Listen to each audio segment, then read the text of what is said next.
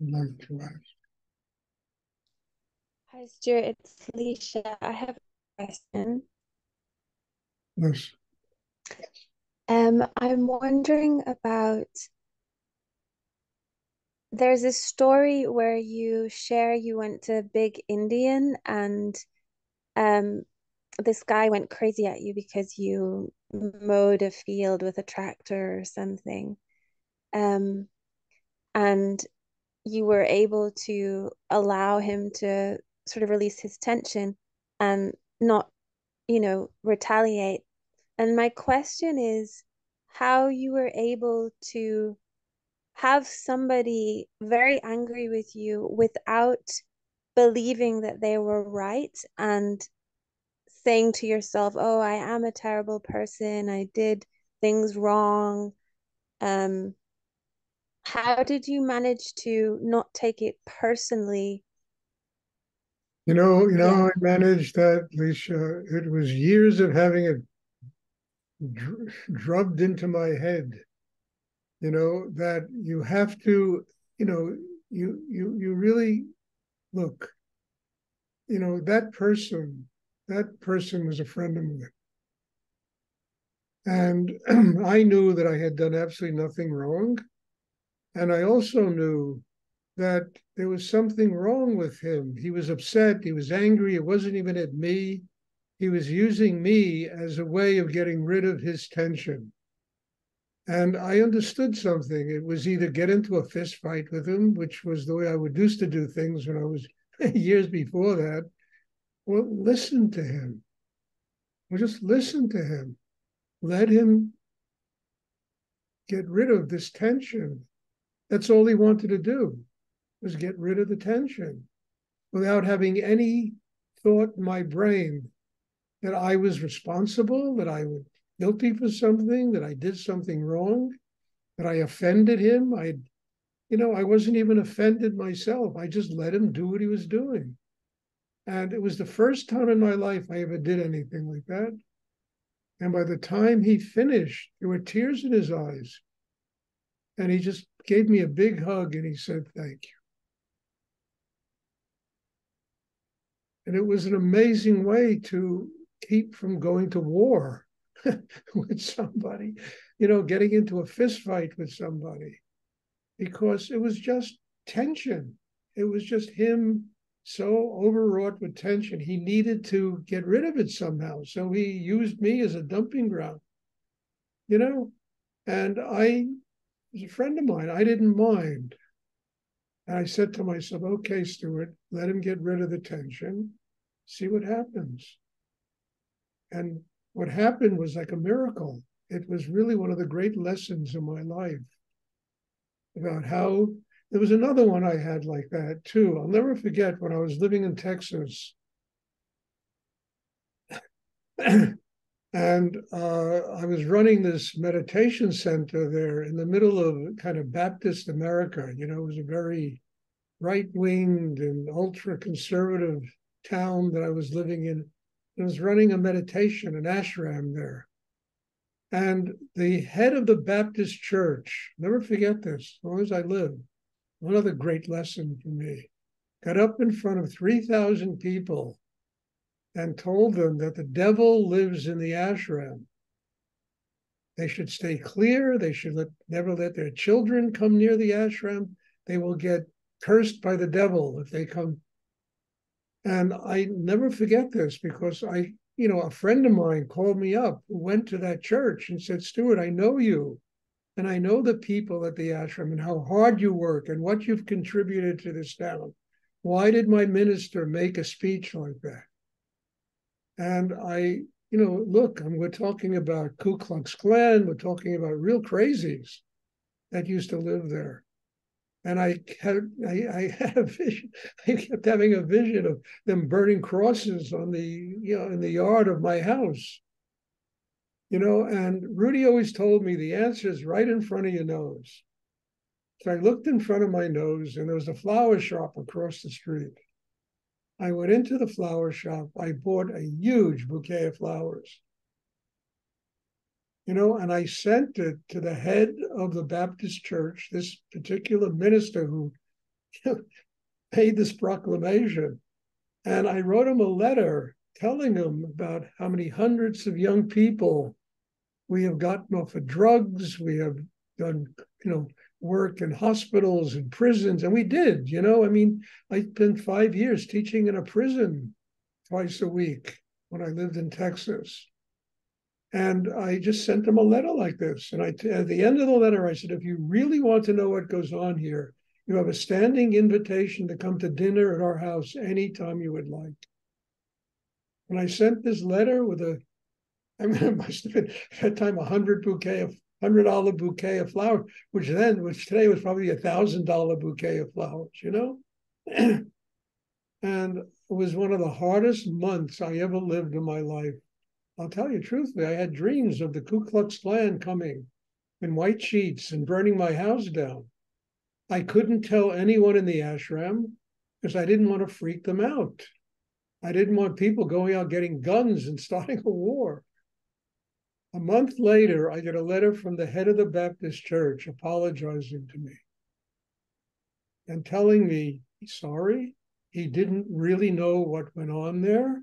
He will never say a bad word about the ashram or the people at the ashram ever again. I mean, it was like Gandhi politics. It was incredible, And from that point on, every church in Denton, Texas used to invite me to come on Sundays to give talks about spirituality and religion and stuff like that. I mean, it changed the whole dynamic, and it was using this Gandhi politics and politics of love instead of the politics of revenge and fear and insecurity and having to take out my point of view on him and to prove I didn't have to prove who I was. I sent them a bouquet of flowers. That's who I was, with a letter telling them that we have gotten 300 to 500 young people off of drugs since we've been doing this ashram in Texas, that we teach in prisons, we teach in hospitals. I used to teach a course in Kundalini Yoga at the university in Texas, and just told them all this stuff. That's who I am. And if you really want to find out, come to dinner at my house. You're invited. So those kinds of experiences literally transformed my life. And it made me recognize that revenge and being right is the wrong way to act, because you never do anything but kill somebody. Gandhi's politics of love is the most brilliant thing. And it works. It worked for me. So that's how I did it. I've been through so many experiences like that, that you finally it gets beaten into your head. What works? What really works? And what just prolongs the insanity?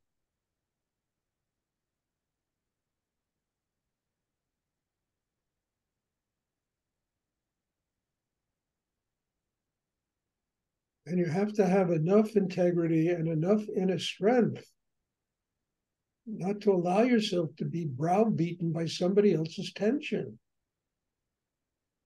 Now, that's not easy because we spend our younger lives being browbeaten by family stuff, by people, by friends, by, relationships. We go through all kinds of crap in the world till finally we don't trust anything. But if you develop a system inside that is strong enough, you don't have to be right. You don't have to be right. You don't have to prove yourself. You just have to be who you are, what you are. And let the actions prove who you are. Send a bouquet of flowers. Forgive them. They know not what they do. Who's going to throw the first stone? I mean, all this great stuff that's written in the Bibles. And again, I'm not a religious person, but it's amazing stuff that they wrote. And it's relevant to every single human being living today. And that comes from a person who's not religious. I don't really believe in religion. I believe in spirituality. and if you have a deep spiritual connection in yourself, God manifests around you in every single way. And you learn how to truly do your service to God in the world.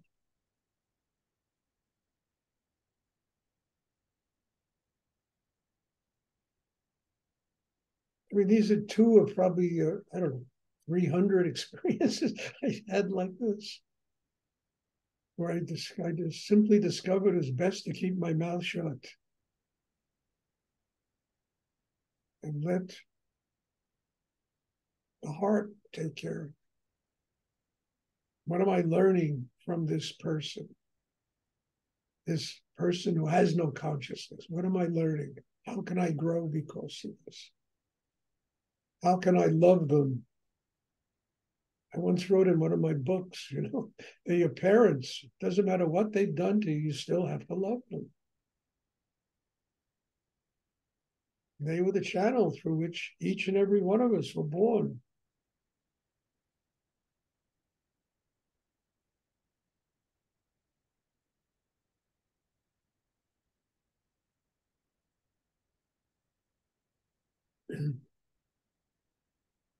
Now, what I'm talking about is not easy, and it doesn't come about in one day. It took me years to learn how to do what I'm talking about. I mean, I knew about it intellectually, but as a living experience, that was another thing. And it took years to develop enough inner strength that I was capable of doing things like that. And through doing things like that, learning how to serve God in the world, how to open and discover how everything that happens in your life is your teacher about what you got to do inside yourself to grow. Things you like, things you don't like, things that are good, things that are bad, wars, peace. I mean, all of it is one's teacher about how to live in the world.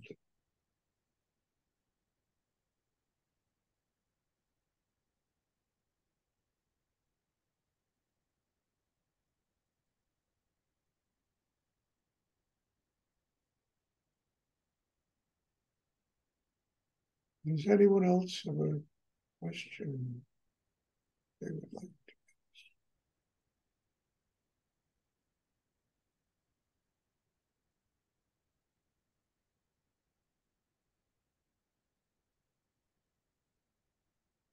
I hope this is clear because, look, I don't talk from things I read in books. I really talk out of my own experience. Because I find that when you talk from your experience, it's clear, it's real, you've been through it. You're not just parroting what somebody else said because it sounds right, but it's living experience. And there isn't a person here who hasn't some kind of experience like these things I talk about in one way or another.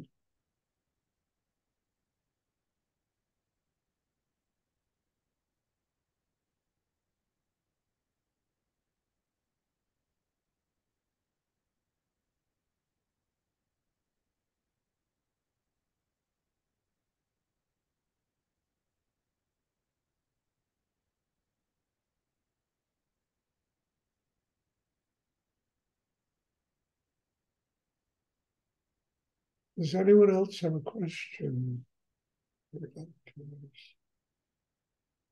I just have, I've announced it, but I'll say it, I was going to do a retreat in France, and I was really looking forward to it until I began to look at the particulars in doing this thing. And I realized two things that were very important to me. First of all, I really couldn't afford it to pay for the plane fares and, living there. And it wasn't just staying at that chateau for a week. I would need to go for at least 2 weeks before just to acclimate myself and be sure I was ready to do a retreat without jet lag and stuff like that. And the financial aspect of it was one thing. Yes, Stuart, you don't have a business anymore. I used to make a lot of money. I was able to afford a lot of stuff to do like that, you know. But the second thing is that, look, I can't travel the way I used to travel. I can't do it anymore. In 2019, I traveled almost 100,000 miles doing nothing but teaching this meditation, and all over the world, in Europe, in South America, all over the United States. And I wound up in the hospital and had a very serious operation. I can't do that stuff anymore. I decided that I will do a retreat every 2 months. Right now, it's in my house, my apartment, where I do it. And there is a limited number of people that can come because I can't fit anymore. And this year also, financially, I'm stuck because I have to find another place to live. I want to find a bigger place to live where I can accommodate more people and do more retreats and do things of that nature. So I apologize to all of you. I know some of you even bought tickets to come, and my deepest and sincerest apology. But I didn't realize this stuff until I started looking at all the particulars about making the trip. And I began to think, Stuart, you have to be careful. You have to be careful of your health. You have to be careful of the way you live. What you do is important, and it's important not only for yourself, but other people. And so I had to make that decision that I'm not going to do this. So God bless you all. I apologize, and I was looking forward to it. It was exotic to have a retreat in the chateau in France. I think I got caught up in that. And then I realized there are things that I can't do anymore that I used to do.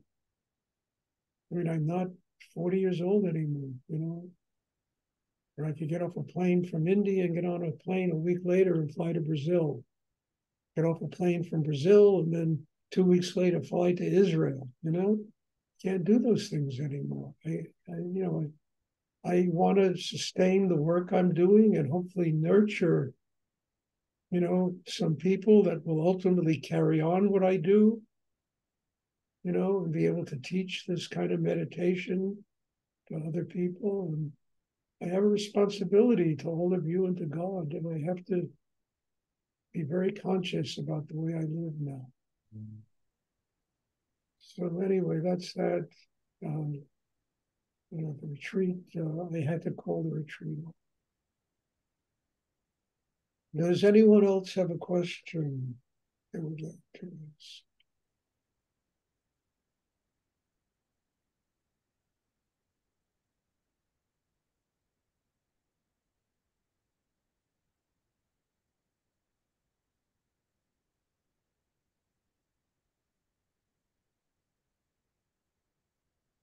Okay, if there are no more questions, thank you all, bless you all.